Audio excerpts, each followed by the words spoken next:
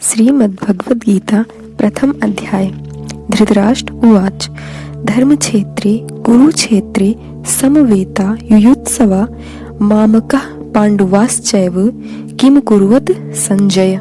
धृतराष्ट्र बोले, हे संजय, धर्म भूमि कुरुक्षेत्र में एकत्रित युद्ध की इच्छा वाले मेरे और पांडु के पुत्रों ने क्या किया। दृष्ट्वा तो पांडवानेकं व्यूढ़ं दुर्योधनस्तदा आचार्यमुपसंगम्य राजा वचनं ब्रवीत। संजय बोले, उस समय राजा दुर्योधन ने व्यूह रचना युक्त पांडवों की सेना को देखकर और द्रोणाचार्य के पास जाकर यह वचन कहा, पश्येताम पांडुपुत्राणामाचार्य महतीं चमूम व्यूढ़ां द्रुपदपुत्रेण तव शिष्येण धीमतः। हे आचार्य, आपकी बुद्धिमान शिष्य द्रुपद पुत्र धृष्टद्युम्न द्वारा व्यूहकार खड़ी की हुई पांडु पुत्रों की इस बड़ी भारी सेना को देखिए। अत्र सूरा महेश्वासा भीमार्जुन समायुधि युयुधानो विराटश्च द्रुपदश्च महारथः दृष्टकेतुश्च कितानः काशीराजश्च वीरवान् पुरुजित्कुन्तिभोजश्च सैब्यश्च नरपुंगवः युधामन्युश्च विक्रांत उत्तमौजाश्च वीर्यवान् सौभद्रो द्रौपदेयाश्च सर्व एव महारथा। इस सेना में बड़े बड़े धनुषों वाले एवं युद्ध में भीम और अर्जुन के समान सूरवीर सात्यकी, विराट तथा महारथी राजा द्रुपद, दृष्टकेतु और चेकितान तथा बलवान काशीराज, पुरुजित, कुंतीभोज और मनुष्यों में श्रेष्ठ सैब्य, पराक्रमी युधामन्यु तथा बलवान उत्तमौजा, सुभद्रा पुत्र अभिमन्यु एवं द्रौपदी के पांचों पुत्र, ये सभी महारथी हैं। अस्माकं तु विशिष्टा ये तन्निबोध द्विजोत्तमं नायकः मम सैन्यस्य संज्ञानार्थं तान ब्रवीमिते। हे ब्राह्मण श्रेष्ठ, अपने पक्ष में भी जो प्रधान हैं उनको आप समझ लीजिए। आपकी जानकारी के लिए मेरी सेना के जो सेनापति हैं उनको बतलाता हूँ। भवान भीमश्च कर्णश्च कृपश्च समीतिंजयः अश्वत्थामा विकर्णश्च सौमदस्तिस्थैव च। आप द्रोणाचार्य और पितामह भीष्म तथा कर्ण और संग्राम विजयी कृपाचार्य तथा वैसे ही अश्वत्थामा, विकर्ण और सोमदत्त का पुत्र भूरिश्रवा, अन्ये च बहवः सूरा मदर्थे त्यक्त जीविता नाना शस्त्र प्रहरणः सर्वे युद्ध विशारदः। और भी मेरे लिए जीवन की आशा त्याग देने वाले बहुत से सूरवीर अपने प्रकार के शस्त्रास्त्रों से सुसज्जित और सबके सब युद्ध में चतुर हैं। अपर्याप्तम तदस्माकं बलम भीष्म भीरक्षितम पर्याप्तम तुदमेतेषां बलम भीमा भीरक्षितम। भीष्म पितामह द्वारा रक्षित हमारी वह सेना सब प्रकार से अजेय है और भीम द्वारा रक्षित इन लोगों की यह सेना जीतने में सुगम है। अयनेषु च सर्वेषु यथा भागम वस्थितः भीष्मेवा भीरक्षन्तु भवन्तः सर्व एव ही। इसीलिए सब मोर्चों पर अपनी अपनी जगह स्थित रहते हुए आप लोग सभी निसंदेह भीष्म पितामह की ही सब ओर से रक्षा करें।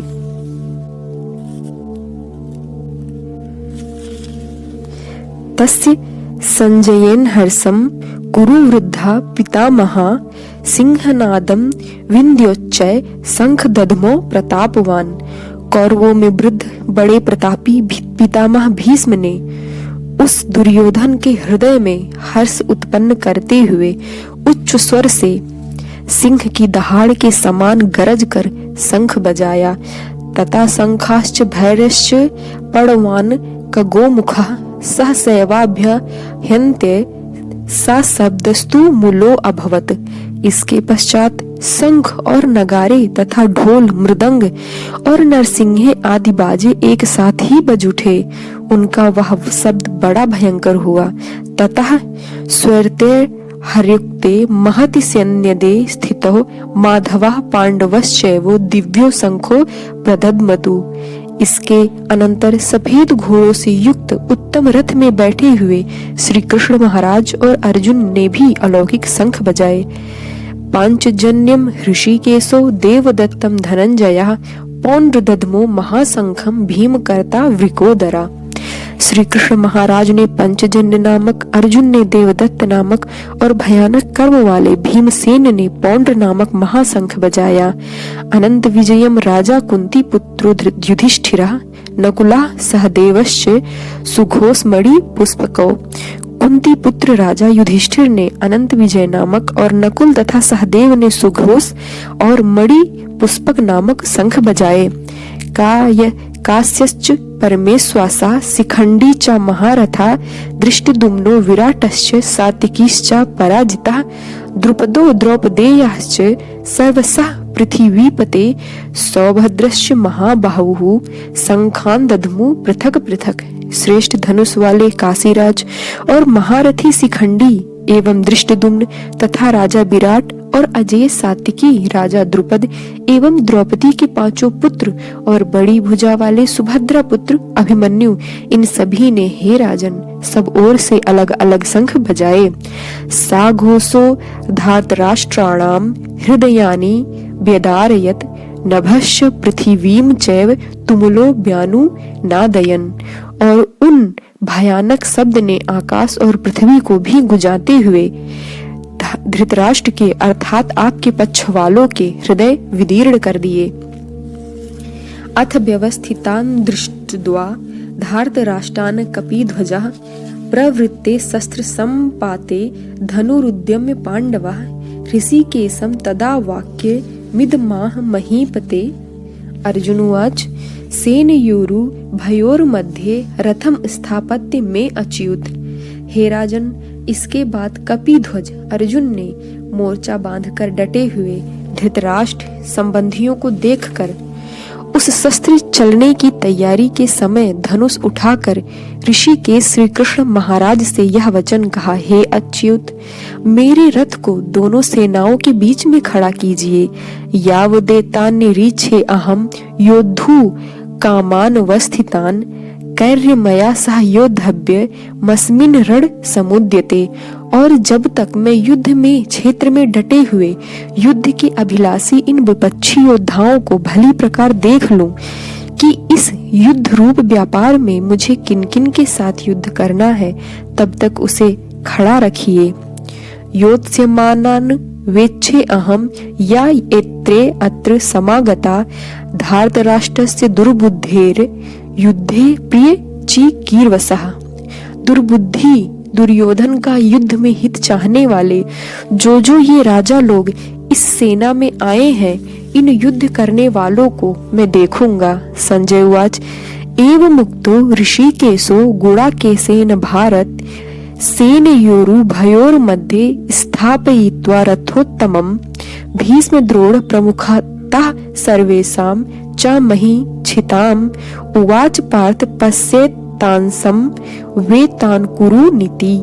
संजय बोले, हे धृतराष्ट्र, अर्जुन द्वारा इस प्रकार कहे हुए महाराज श्री कृष्ण चंद्र ने दोनों सेनाओं के बीच में भीष्म और द्रोणाचार्य के सामने तथा संपूर्ण राजाओं के सामने उत्तम रथ को खड़ा करके इस प्रकार कहा कि हे पार्थ, युद्ध के लिए जुटे हुए इन कौरवों को देख।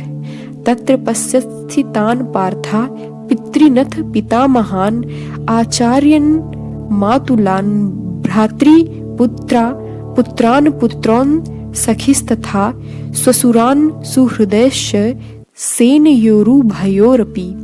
इसके बाद प्रथापुत्र अर्जुन ने उन दोनों ही सेनाओं में स्थित ताऊ चाचों, दादों परदादों, गुरुओं, मामाओं, भाइयों, पुत्रों, पौत्रों, मित्रों, ससुरों और सुहृदयों को भी देखा। तान समीक्ष सा कौन्तेयः सर्वबन्धून् वस्थितान् कृपया पर्याविष्टो विसीदन्निदं ब्रवीत। उन उपस्थित संपूर्ण बंधुओं को देखकर वे कुंती पुत्र अर्जुन अत्यंत करुणा से युक्त होकर शोक करते हुए यह वचन बोले, दृष्टेद्वं दृष्टे मम स्वजनं कृष्ण युयुत्सुं समुपस्थितं सीदन्ति मम गात्राणि मुखं च परिशुष्यति वेत्पथुश्च शरीरे में रोमहर्षस् जायते।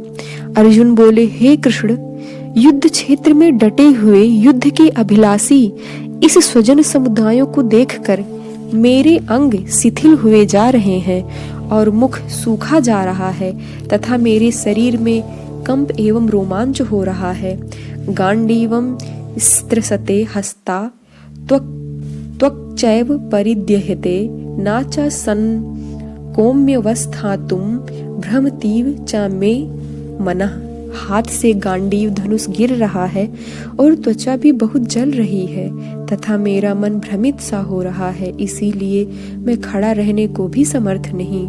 निमित्तानि च पश्यामि विपरीतानि केशव नाचा श्रेयो अनुपश्यामि हत्वा स्वजन माहवे। हे केशव, मैं लक्षणों को भी विपरीत ही देख रहा हूँ तथा युद्ध में स्वजन समुदायों को मारकर कल्याण भी नहीं देखता। ना कांक्षे विजयम कृष्णा नाचा राज्यम सुखानि चा किम नो राज्येन गोविंद किम भोगैर जीवितेन वा। हे कृष्ण, मैं ना तो विजय चाहता हूँ और ना राज्य तथा सुखों को ही। हे गोविंद, हमें ऐसे राज्य से क्या प्रयोजन है अथवा ऐसे भोगों और जीवन से भी क्या लाभ।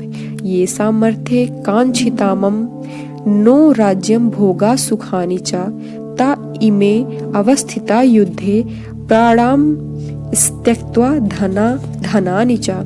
हमें जिनके लिए राज्य भोग सुखादि अभिष्ट हैं, वे ही ये सब धन और जीवन की आशा को त्याग कर युद्ध में खड़े हैं। आचार्य पितरः पुत्रास्तथैव च पितामहा मातुल्लाः स्वसुरा पौत्रः स्याला संबंधिनस्तथा। गुरुजन, ताऊ, चाचे, लड़के और उसी प्रकार दादे, मामे, ससुर, पौत्र, साले तथा और भी संबंधी लोग हैं। एतानन हन्तुमिच्छामि घनो अपि मधुसूदन अपि त्रैलोक्य राज्यस्य हेतु किम नु मही कृते। हे मधुसूदन, मुझे मारने पर भी अथवा तीनों लोकों के राज्य के लिए भी मैं इन सबको मारना नहीं चाहता, फिर पृथ्वी के लिए तो क्या ही कहना है। निहत्य धार्तराष्ट्रान्नन का प्रीति स्यात् जनार्दन पाप मेवा श्रये दस्मान्ह त्वैतानात ताइनः। हे जनार्दन, धृतराष्ट्र के पुत्रों को मारकर हमें क्या प्रसन्नता होगी। इन आताताइयों को मारकर तो हमें पाप ही लगेगा। तस्मान्नहार्य वयम हन्तु धार्तराष्ट्रान् स्वबान्धवान् स्वजनम ही कथम हत्वा सुखिना श्याम माधव। अतएव हे माधव, अपने ही बांधव धृतराष्ट्र के पुत्रों को मारने के लिए हम योग्य नहीं हैं, क्योंकि अपने ही कुटुंब को मारकर हम कैसे सुखी होंगे। यद्यपेते न पश्यन्ति लोभो पहत चेतसः कुलक्षय कृतं दोषम मित्र दोहे च पातकम कथम न ज्ञेयमस्माभिः पापादस्मान्निवर्तितुं कुलक्षय कृतं दोषम प्रापस्यद्भिर्जनार्दन। यद्यपि लोभ से भ्रष्ट चित्त हुए ये लोग कुल के नाश से उत्पन्न दोष को और मित्रों से विरोध करने में पाप को नहीं देखते, तो भी हे जनार्दन, कुल के नाश से उत्पन्न दोष को जानने वाले हम लोगों को इस पाप से हटने के लिए क्यों नहीं विचार करना चाहिए। कुल क्षयते प्रणश्यन्ति कुल धर्मा सनातनः धर्मे नष्टे कुलम कृतसम धर्मो अभिभवत्युत। कुल के नाश से सनातन कुल धर्म नष्ट हो जाते हैं। धर्म के नाश हो जाने पर संपूर्ण कुल में पाप भी बहुत फैल जाता है। अधर्माभिवाद कृष्ण प्रद्युसन्ति कुलस्त्रियः श्रीसु दुष्टासु वर्षणे जायते वर्ण संकरः। हे कृष्ण, पाप के अधिक बढ़ जाने से कुल की स्त्रियां अत्यंत दूषित हो जाती हैं, और हे वार्षणे, स्त्रियों के दूषित हो जाने पर वर्ण संकर उत्पन्न होता है। संकरो नरकायैव कुलंघानां कुलस्य च पतन्ति पितरो ह्येषां लुप्त पिंडोर्ध का क्रिया। वर्णशंकर कुल घातियों को और कुल को नरक में ले जाने के लिए ही होता है। लुप्त हुई पिंड और जल की क्रिया वाले अर्थात श्राद्ध और तर्पण से वंचित इनके पितर लोग भी अधोगति को ही प्राप्त होंगे। दोषे रेतः कुलंघानाम वर्णशंकर कारकः उत्साद्यन्ते जाति धर्मा कुल धर्माश्च शाश्वतः। इन वर्ण संकर कारक दोषों से कुल घातियों के सनातन कुल धर्म और जाति धर्म नष्ट हो जाते हैं। उत्सन्न कुल धर्माणाम मनुष्याणाम जनार्दन नरके आनियतम वासो भवि तत्यनुशुश्रुम। हे जनार्दन, जिनका कुल धर्म नष्ट हो गया है ऐसे मनुष्यों का अनिश्चित काल तक नरक में वास होता है, ऐसा हम सुनते आए हैं। अहोबत महात पापम कर्तुव्यवसिता वयम यद्राज्य सुख लोभेन हंतु स्वजन मुद्यतः। हासोक, हम लोग बुद्धिमान होकर भी महान पाप करने को तैयार हो गए, जो राज्य और सुख के लोभ से स्वजनों को मारने के लिए उद्यत हो गए। यदि माम प्रतीकार मशस्त्रम शस्त्र पाड़यः धार्त राष्ट्राण रणे हंत्यु स्तमे क्षेमतरम भवेत्। यदि मुझ शस्त्र रहित एवं सामना न करने वाले को शस्त्र हाथ में लिए हुए धृतराष्ट्र के पुत्र रण में मार डाले तो वह मरना भी मेरे लिए अधिक कल्याणकारक होगा। एवं मुक्त्वार्जुनः संख्ये रथोपस्थ उपाविशत विसृज्य ससरम चापम शोक संविन्गमानसः। संजय बोले, रणभूमि में शोक से उद्विग्न मन वाले अर्जुन इस प्रकार कहकर बाण सहित धनुष को त्याग कर रथ के पिछले भाग में बैठ गए।